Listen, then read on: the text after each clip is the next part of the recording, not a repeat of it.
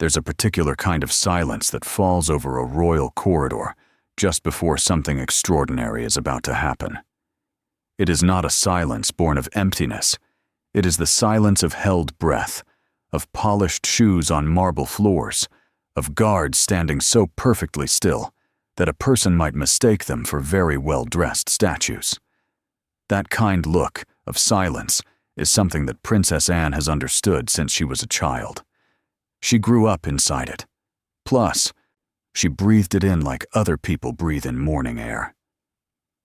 And on the morning of November 20th, 2024, as two of the most powerful women in the British royal family moved through the corridors of Senate House at the University of London, that very particular silence was about to be broken in a way that nobody in the room had quite expected. The TBH day had begun with all the order and elegance that formal royal engagements require. The University of London had been preparing for weeks. That Foundation Day, which marks the occasion in 1836 when the university was first granted its royal charter, is always treated with great seriousness by the institution. It is a day that mixes pride with ceremony, history with the very alive present. And this particular, I guess, Foundation Day, carried something extra, something that made the university staff walk a little faster and triple-check the seating arrangements for the third time that morning. Queen Camilla was coming. Princess Anne was already there. To understand why this mattered so much, it helps to understand who these two women are, not just their titles, but the weight that those titles carry and the very different ways that each of them has had to earn the right to wear them. Princess Anne, at 74 years old, is the only daughter of the late Queen Elizabeth II and Prince Philip. She's been royal every single day of her life. She didn't have, actually, to fight for her place in the family. She didn't have to earn the public's forgiveness, or slowly, painstakingly, over many years, change the minds of a nation that once regarded her with suspicion. Anne was born into all of it. The protocol, the ceremony, the rules that govern where you stand, and when you bow, and who enters a room first. All of it is as natural to her as breathing. Queen Camilla's story is different. Hers is a story that most people know, even if they only know the edges of it. She came into the royal family as someone the public had largely decided they were not prepared to accept. For years, her name was spoken with a kind of bitterness that had nothing to do with who she actually was. Everything to do with what she represented to a public that loved Princess Diana fiercely and was not yet willing to move on.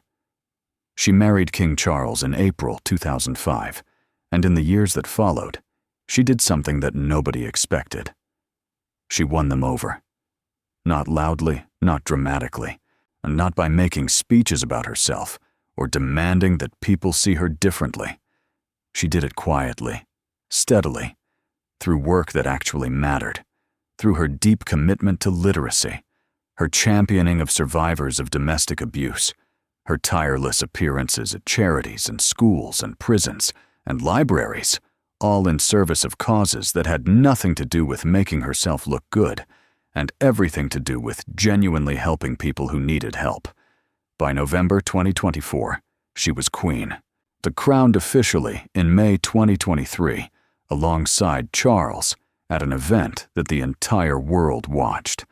She had taken her place in the hierarchy of the British royal family, at its very top, just one step below the king himself. And now, the University of London wanted to honor her. They wanted to, I guess, give her an honorary doctorate of literature, which is one of the most meaningful things an academic institution can offer to someone who is not an academic, because it says, "We see the depth of your commitment to the written word, and we believe it is worth celebrating." Given Camilla's decades of work promoting reading and literacy across the United Kingdom and beyond, the honor felt not just appropriate, but genuinely earned. And the person who had been chosen to present that honor was Princess Anne. This detail alone is the kind of thing that a novelist might invent if they wanted to add a layer of dramatic texture to a story, because the history between these two women runs deeper than most people realize. It goes back not years, but decades, threading through the complicated personal lives of a family that has always lived its most intimate moments under the brightest possible public light. Anne and Camilla had known each other since the early 1970s, a time when Camilla was dating Andrew Parker Bowles, and Anne was doing the same, before Camilla eventually married Parker Bowles, and Anne went on to marry Captain Mark Phillips. The same man, at slightly different times, in slightly different circumstances. The kind of overlap that, in a normal family, might have caused all sorts of complications. In a royal family, it simply became part of the fabric of things, absorbed into the larger collection of shared history. Anne had watched Camilla grow into her role as queen with the quiet, assessing eye of someone who takes nothing at face value and respects only what has actually been earned.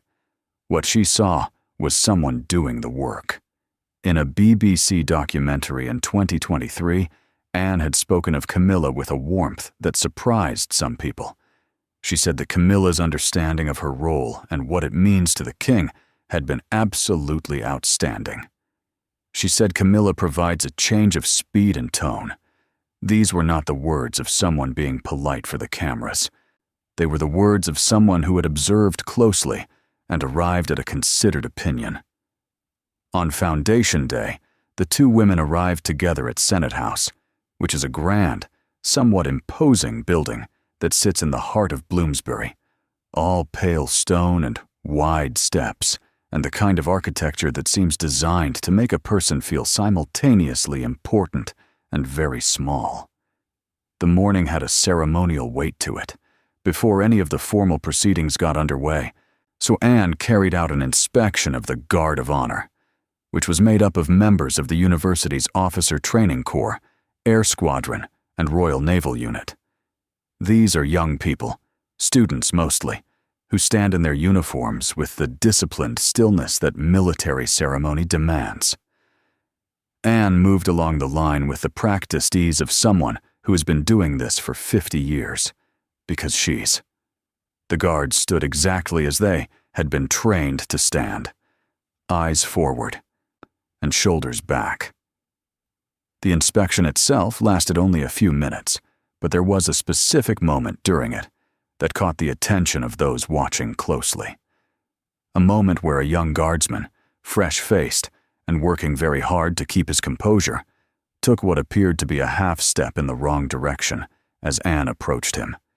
It was tiny, to be fair, barely visible, but in the rigid choreography of a royal inspection, tiny things matter.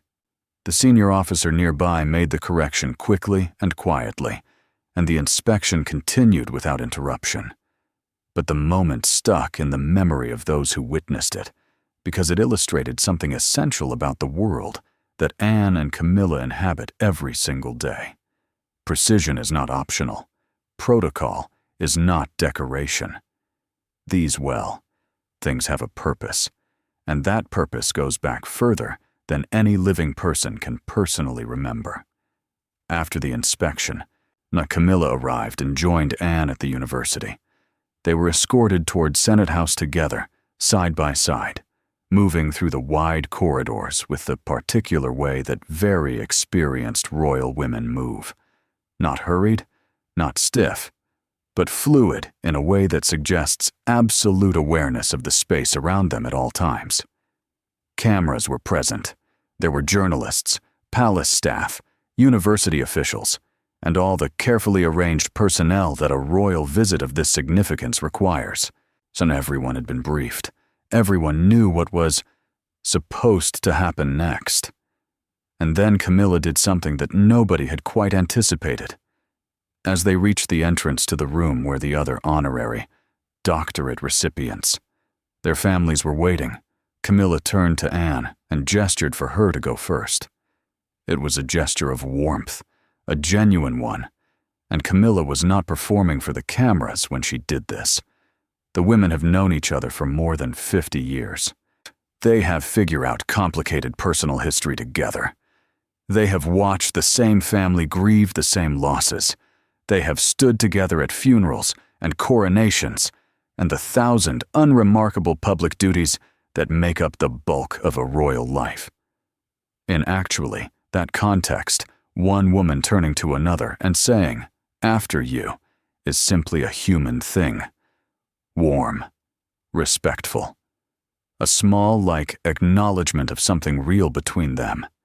But it was also, technically, a violation of royal protocol that has been in place since 1066. The order of basically precedence in the British royal family is not a casual guideline.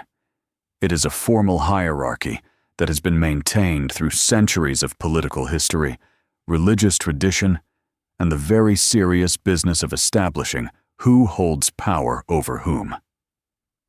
At formal and state occasions, it governs everything from who enters a room first, to who stands where in a photograph, to who is introduced before whom in a receiving line. And at the top of that hierarchy, outranking every princess, every duchess, every woman in the family, regardless of whether she was born royal or married into it, is the Queen. Like Camilla outranks Anne, full stop, she should enter first. Anne knew this with the certainty of someone who has known it her entire life. And so, without hesitation, on him with a smile that conveyed both warmth and the absolute unmovable weight of 700 years of tradition, she refused. She smiled. I guess she gestured back. She stepped aside with a grace that made the refusal feel less like a correction and more like a gift. Camilla, who is 77 years old and not easily surprised, seemed for just a moment to take in what had happened. Then she smiled too, and walked through the door first, as was proper, as was correct, was the only way it could ever have gone when Princess Anne was the one standing beside her. Inside the room, the other 4 recipients of honorary doctorates were waiting with their families. The ceremony had not yet formally begun, and the atmosphere was warm and slightly electric with anticipation. Camilla moved through the greetings with the ease of someone who has been doing this for decades, signing the visitor's book with the care that royal visitors always take, knowing that the book will be kept and consulted and probably displayed. Anne remained nearby, watching, present, already beginning the mental and physical shift into the formal role she would occupy once the ceremony itself got underway. The robes came next. Both women dressed for the ceremony in the distinctive academic gowns that the University of London uses for its foundation day. The slightly theatrical garments that transform even the most familiar faces into figures from a more ancient world. Camilla's was particularly striking, which Anne's was authoritative. Together, they looked like exactly what they were. 2 women who had, in their very different ways, spent their entire adult lives inhabiting significant roles and learning to carry the weight of them without letting the weight show. What nobody in that room was fully prepared for was what happened during the ceremony itself, when Anne stood before Camilla, who was kneeling on a velvet stool, and draped the doctoral hood over her sister-in-law's shoulders. It was a small action. Physically, it took perhaps 15 seconds. But for those watching, it carried the entire complicated history of these 2 women. Their shared past, their long journey toward something that could genuinely be called friendship. The adjustment that both of them had quietly made when the world changed, and Camilla became the senior royal, and Anne had to learn to hold that truth alongside everything she had always known about her own place in the family.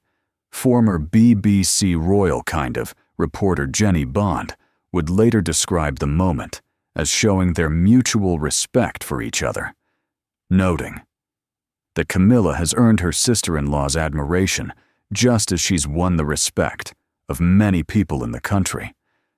She pointed out, as others have, that the relationship between these two women is more layered than most people appreciate, that there are shared secrets and long history running beneath the formal surface of every public appearance they make together.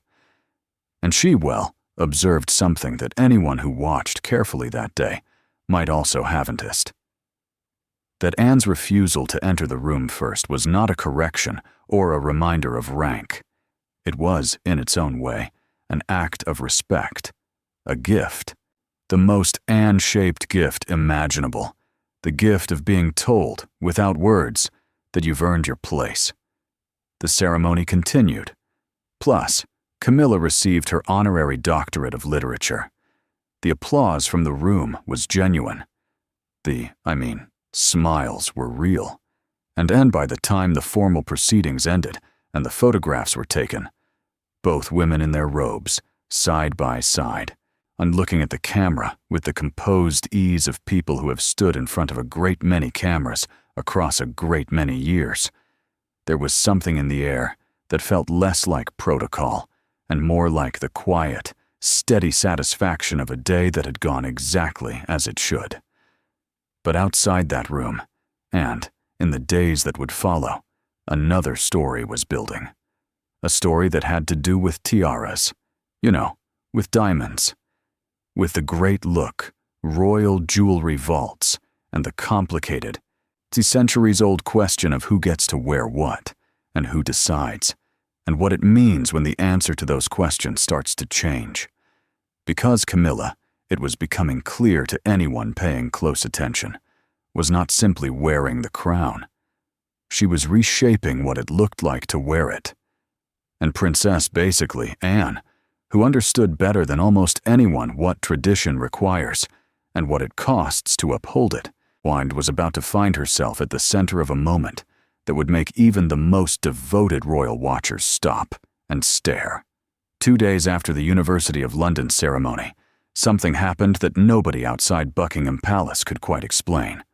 The Girls of Great Britain and Ireland tiara, one of the most beloved pieces in the entire royal jewelry collection, on a headpiece so closely associated with the late Queen Elizabeth II that photographs of her wearing it feel almost inseparable from the image of the Queen herself, was quietly removed from its display case at the King's Gallery in London.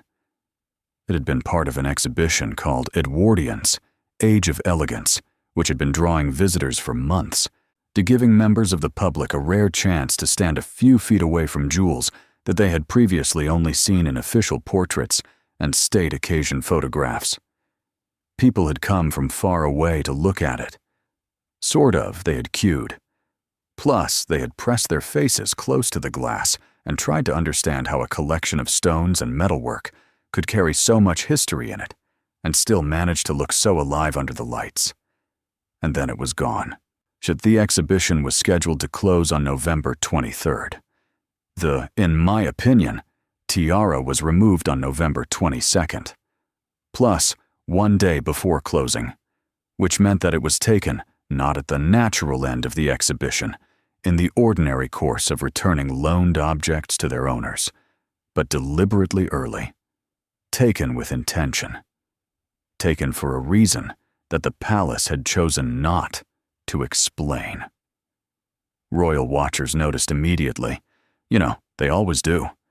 There's a community of people, sound serious and deeply informed, who treat the movements of royal jewelry with the same focused attention that financial analysts give to market movements, because in a world where so much of what the royal family communicates happens through symbol and visual language rather than direct statement, what a queen wears on her head is never simply decoration.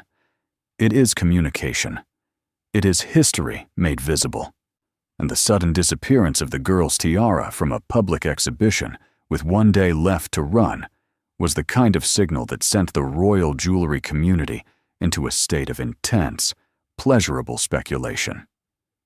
The obvious conclusion, the one that almost everyone arrived at independently, was that the tiara had been removed early because Queen Camilla intended to wear it. The diplomatic corps reception was scheduled for November 18th, and it is one of the great tiara occasions of the royal calendar. A formal, white-tie event at Buckingham Palace, where the senior royals assemble in their finest to receive ambassadors and high commissioners from across the world. Every year, the tiara choices made at the diplomatic corps reception are analyzed and discussed with a seriousness that the outside world sometimes finds disproportionate, and that anyone who understands what those jewels actually mean finds entirely appropriate. The girls of Great Britain and Ireland tiara had last been worn by Queen Elizabeth, who wore it regularly throughout her reign. It was given to Queen Mary as a wedding gift in 1893, and the funds raised by a committee of young women from across the United Kingdom and Ireland, which is where its distinctive name comes from. It was then passed down to Queen Elizabeth as a wedding gift from Queen Mary in 1947. For more than 7 decades, it had been, essentially, a queen's tiara, the kind of piece that marks, not just an occasion, but a continuity of queenship stretching back through generations. The kind of piece that, if Camilla were to wear it, would say something very clear and very deliberate about who she's and what her place in that long line of queens actually means. But Camilla didn't wear it to the diplomatic corps reception. She kind of wore instead the emerald kokoshnik tiara that Princess Eugenia had chosen for her wedding in 2018. It was a beautiful choice, a meaningful choice, but it was not the girl's tiara, and so the mystery deepened. Plus, the tiara was gone from its case. The reception had come and gone. Plus, look, the obvious moment for its debut had passed unused. The, in my opinion, exhibition had now closed without it being returned, which meant it was somewhere in the palace vaults.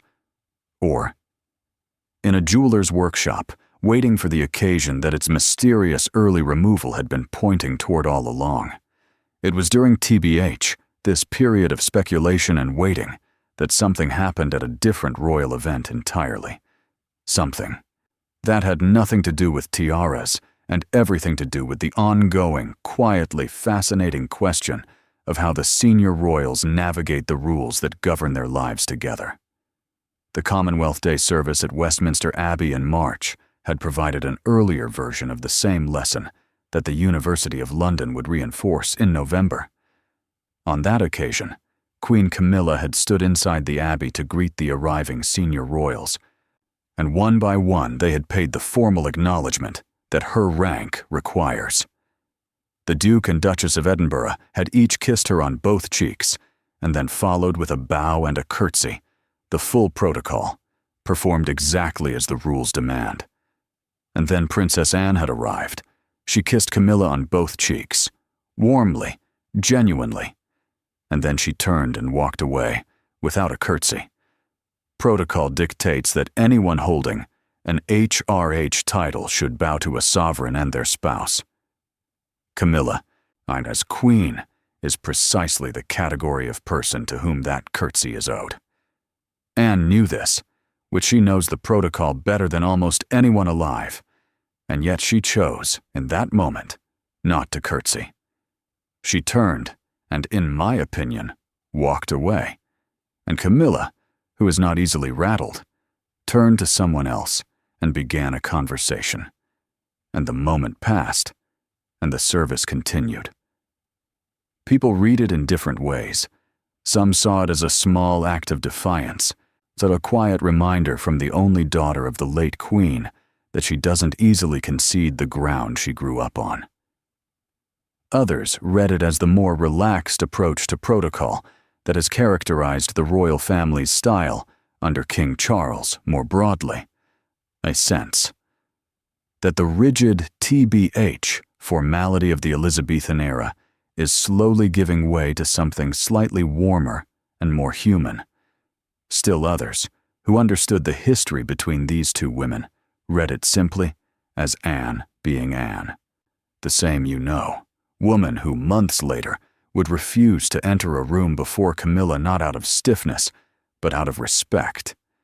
The same woman whose relationship with her sister-in-law is old enough and layered enough to contain both the curtsy she skipped and the smile she gave at the doorway, and to hold those two things without contradiction. What all of these moments together were beginning to reveal was a portrait of a royal family in genuine transition. Not the TBH, kind of transition that makes headlines because it involves scandal or crisis, but the slower, more interesting kind, the kind where the rules are the same. The people applying them have changed, and where that change gradually, imperceptibly, begins to alter the texture of daily royal life in ways that the rules themselves do not quite capture. Nowhere was this transition more visible than in the question of the royal jewelry.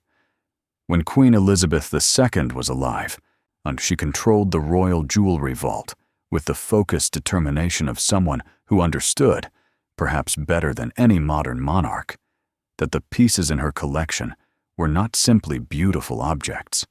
They were tools. They communicated rank and history and preference, and, sometimes, very deliberately, a message that she wished to send to the world without having to say it in words. She was not generous in lending them.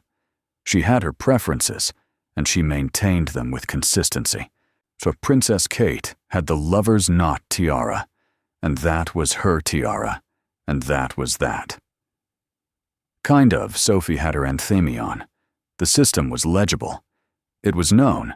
You could, if you followed closely enough, predict who would wear what on any given formal occasion, and you'd almost certainly be right. Camilla had changed all of that. As the person who now controls the royal jewelry vault, she had spent the year since the coronation doing something that nobody had quite anticipated. She was opening it up, and she was reaching into the back shelves and finding pieces that had not been seen in years, sometimes decades, and bringing them back into the light. She was lending pieces to royals who had never worn them before. She was wearing pieces herself that had previously been the exclusive domain of queens long dead. And in doing so, she was quietly, methodically dismantling the predictability that had characterized royal jewelry choices for the entirety of Queen Elizabeth's reign. A royal jewelry writer who covers the subject with the depth and seriousness of an academic put it in terms borrowed from Ian Fleming. Once is happenstance, twice is coincidence, the third time is a trend. By the time, Camilla wore the aquamarine ribbon tiara to the diplomatic corps reception in November, a piece that had last been seen on a queen in the Canadian Arctic in 1970, a piece that most royal watchers had never expected to see again. It was unmistakably a trend. The old rules were not being quietly revised. They were being blown up. Princess Anne, who had been present at so many of the formal occasions where these choices were made visible, understood what was happening. She had watched Camilla take the vault keys and begin the process of deciding, on her own terms, what the collection would mean going forward. It was, in its way, the most significant statement that a new queen can make after the coronation itself. Not a speech, not an announcement, just a woman standing at the entrance to a room of extraordinary treasures, deciding who gets to wear what, and making it clear that the old categories no longer apply. The question that nobody had yet answered, the question that the mysterious removal of the girl's tiara from the Edwardians exhibition had raised and left hanging in the air, was where all of this was leading. What was the girl's tiara being saved for? The diplomatic reception had come and gone, which the exhibition had closed. Somewhere in the palace, in a vault that very few people in the world have ever seen, a tiara made in 1893 and worn by queens for more than a century was waiting for its next occasion. And then came the German state visit.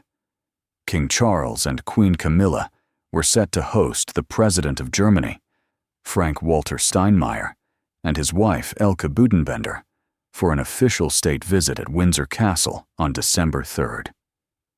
State banquets are, by their nature, the apex of the tiara calendar.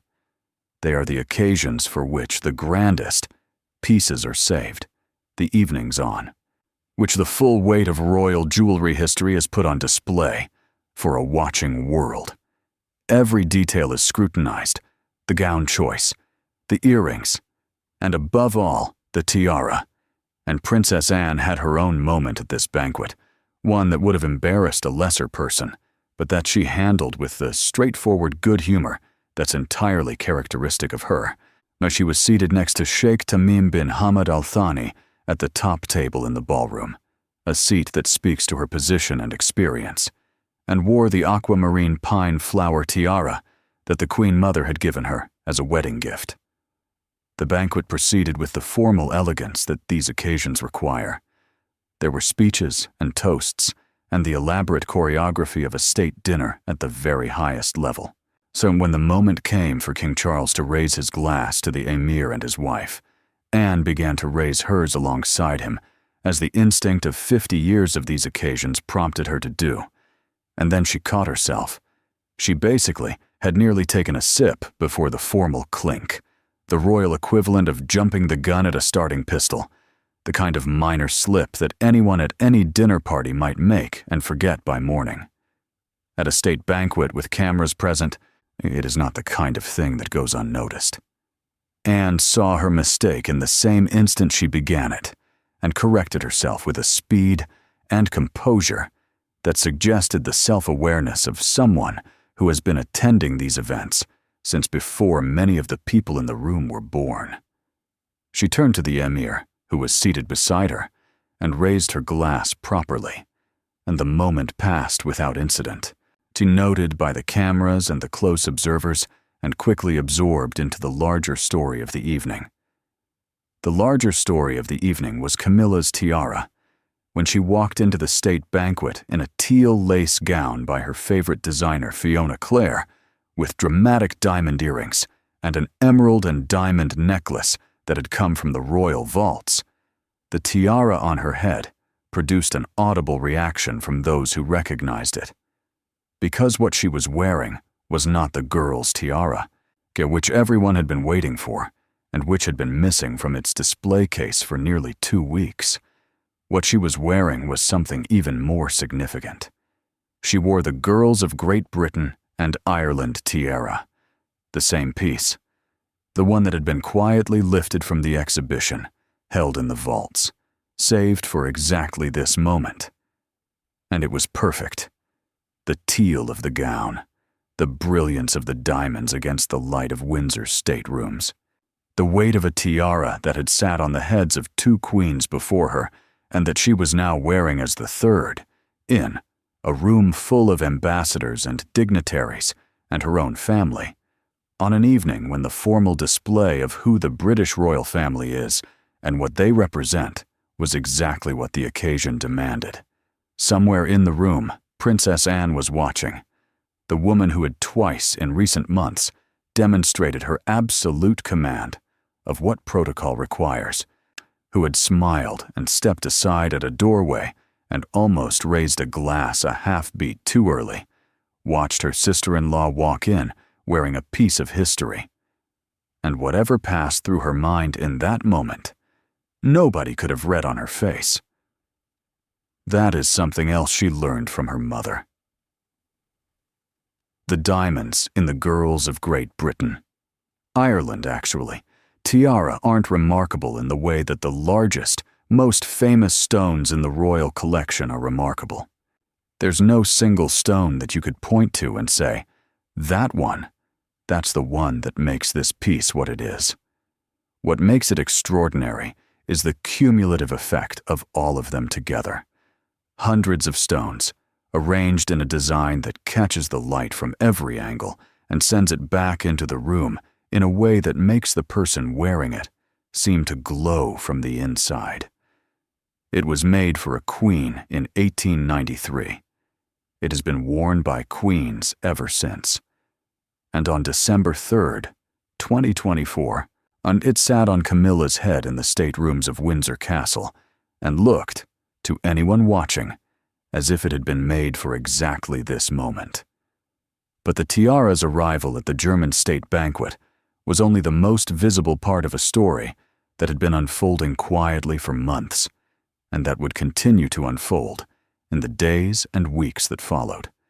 Because the question of who controls the royal jewelry vault is not simply a question about beautiful objects.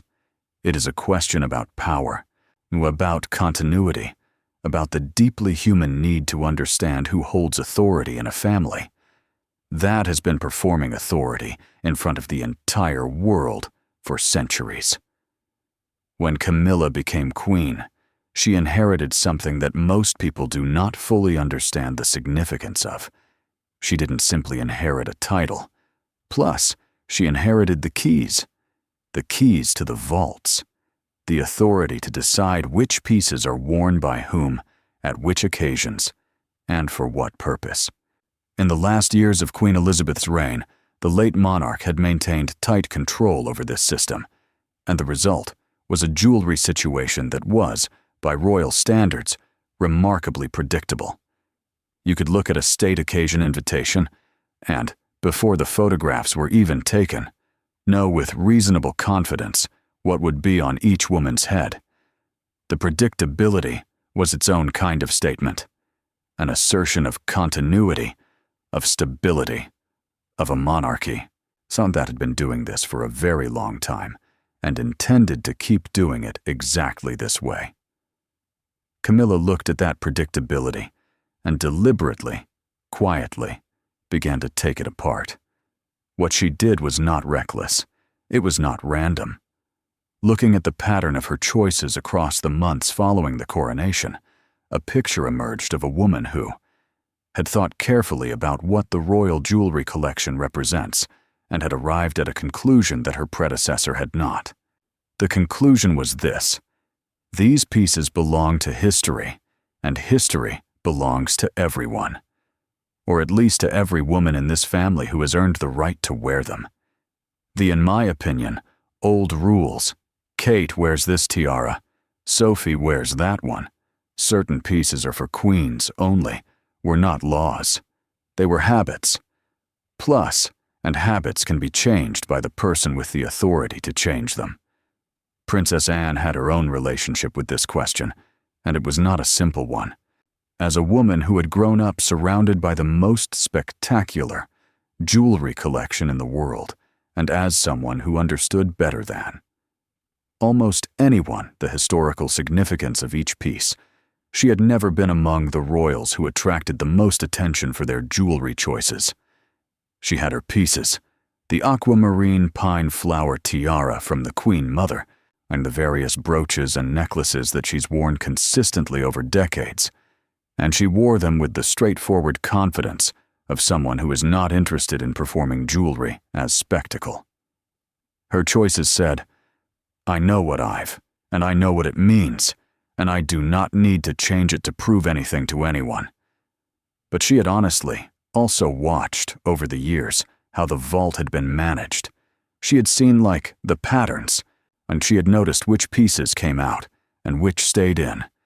And she understood, perhaps better than anyone outside the immediate circle, what it meant that Camilla was now the one making those decisions.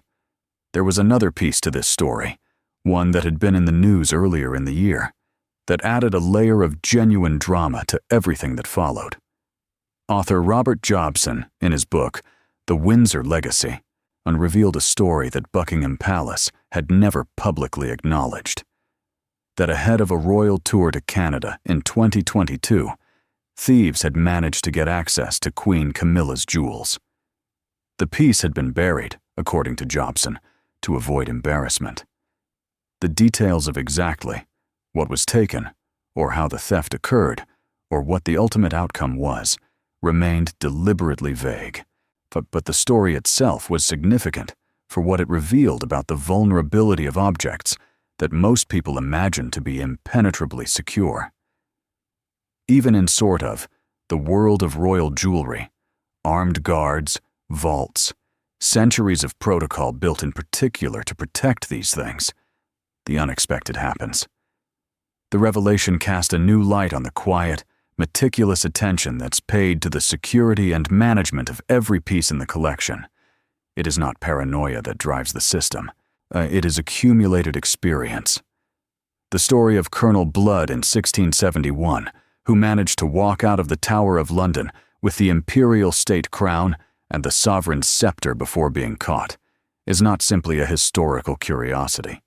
It is a reminder, kept alive across 3.5 centuries, that the things people most want to protect are also the things people most want to take. This sort of it is part of why the removal of the girl's tiara from the King's Gallery exhibition one day before the exhibition was scheduled to close attracted such immediate and focused attention from those watching. Because when a piece of that significance moves, people notice. When it moves without explanation, people speculate. And when the explanation finally arrives in the form of Camilla walking into a state banquet with it on her head, the relief of the answer is mixed with the pleasure of having waited for it. The state banquet for the German president was remarkable for more than Camilla's tiara. It was an occasion on which the full weight of the royal family's transformation under Charles and Camilla was on display in a concentrated form. The Princess of, I think, Wales was also present, wearing a piece of jewelry that sent its own clear signal. Kate walked into Windsor wearing the Oriental circlet, a tiara that had previously been worn only by queens. Piece originally designed for Queen Victoria by Prince Albert in 1853 and reset with rubies by Queen Alexandra in 1902. Before that evening, the Oriental circlet had never appeared on the head of anyone who was not a sitting queen, until Camilla gave it to Kate to wear. The gesture was layered in the way that everything Camilla does with the jewelry collection tends to be layered. On one level, it was practical. On another, honestly, it was deeply symbolic. By placing like a queen's tiara on the head of the Princess of Wales at a state banquet, Camilla was doing something that required no announcement and no explanation, but that anyone who understood the significance of the piece could read clearly. She was saying, "This woman is the future. She's already worthy of these jewels. She doesn't need, actually, to wait." Royal commentators noted that the Oriental circlet had been worn for a state visit to Germany before by Queen Alexandra, which made Kate's choice for the German state visit feel deliberate in its historical echoing. Whether that precision of historical reference was Camilla's doing, or Kate's, or a collaboration between the two women who have built, over the years since the late Queen's death, a quiet and genuine alliance, nobody said publicly. But the detail was there for anyone looking. Princess Anne, watching all of this unfold from her position at the top table, in her aquamarine tiara, next to the Emir of Qatar, was not simply a bystander to these developments. She was a participant in the larger story in her own way, not through the jewelry choices that were attracting so much attention, but through the consistent, steadying presence she had maintained through every moment of transition the family had experienced since Charles came to the throne. The weeks following the state banquet brought with them a reminder that the pomp and ceremony of royal life exists alongside very ordinary human vulnerability. Camilla, who had been fighting a chest infection for weeks, had been forced to cancel her appearance at the Royal Variety performance just days after the University of London ceremony. She had pulled out of Remembrance Weekend. She had missed events that, under ordinary circumstances, the Queen of England doesn't miss. And now it emerged that she had been dealing with the lingering effects of pneumonia, not a mild illness, not something that could be shrugged off with a week of rest, but the kind of illness that requires genuine recovery time and the patience to accept that the body has limits that even the most demanding public role can't override. She had come to the German state banquet directly from this period of illness and recovery, which made her appearance there, in the girl's tiara, in the teal gown, with the diamond earrings catching every light in Windsor's staterooms, something more than simply a beautiful entrance. It was a statement, not a defiant one, Not the kind of statement that needs to announce itself. The quieter kind. The kind that says, I am here and I am well enough. And while I am here, I intend to do this properly. Anne had her own version of this quality. The two, honestly, women aren't the same. Not in temperament. Not in the way they carry themselves. Not in the histories they've lived. But they share something that has become more visible the longer they've stood alongside each other at formal occasions. They share the conviction that these obligations matter, that the protocol and the ceremony and the careful attention to who enters first and who wears what aren't burdens to be endured, but duties to be performed with attention and care. Because they connect this particular moment to all the moments that came before it and all the moments that will follow. In the months after the German state banquet, royal watchers continued to document the changes that Camilla was making to the jewelry rules. Pieces that had been locked in vaults for decades kept appearing at events. Women who had worn the same tiaras for years found themselves suddenly holding unfamiliar diamonds. The system that had felt immovable under Queen Elizabeth revealed itself, under Camilla's stewardship, to be more flexible than anyone had imagined. And throughout all of it, Princess Anne kept showing up.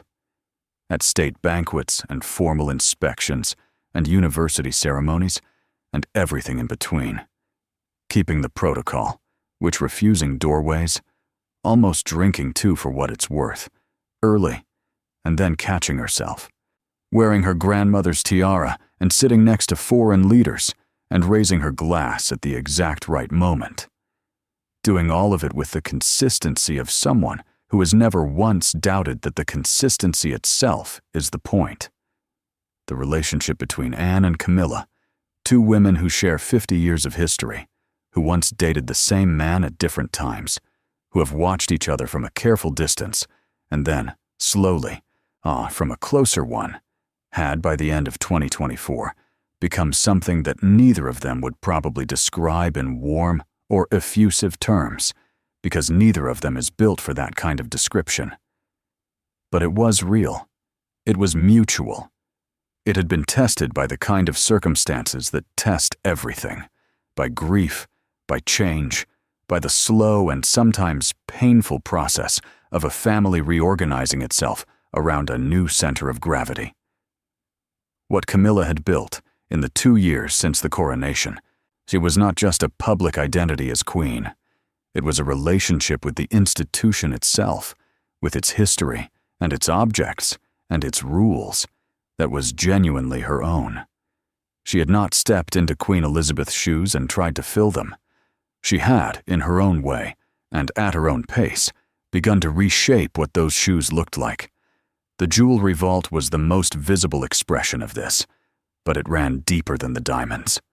It ran through the quiet conversations in corridors between two women who have known each other longer than most people realize, and through the moments that cameras catch and the moments they do not, and through the ongoing, never-finished work of a family learning to be itself in a new form.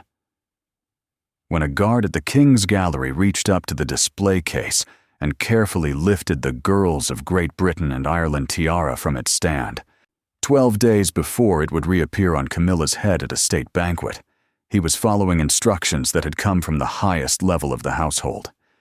He was doing his job with the same care and attention that the piece demanded. The tiara is not fragile in the way that some old things are fragile. It kind of has survived more than a century of being worn and handled and transported and displayed. But it is precious in ways that haven't anything to do with fragility. The people who handle it know this. Princess Anne knew it too. She had known it her whole life. And when she stood at the doorway of the Senate House at the University of London, 2 weeks before, that tiara made its state banquet debut, smiled and stepped aside to let her queen go first. She was in her own way, doing exactly what the guard had done, handling something precious with the attention and care it deserved, not drawing attention to the handling, just doing it right. Look, in the end is what all of these moments, the doorway, the curtsy, not look given, the almost premature toast, the missing tiara, the state banquet entrance, were really about. The ongoing, daily, painstaking work of a family, trying to be equal to the weight of what it carries. The jewels are part of that weight. So is the protocol.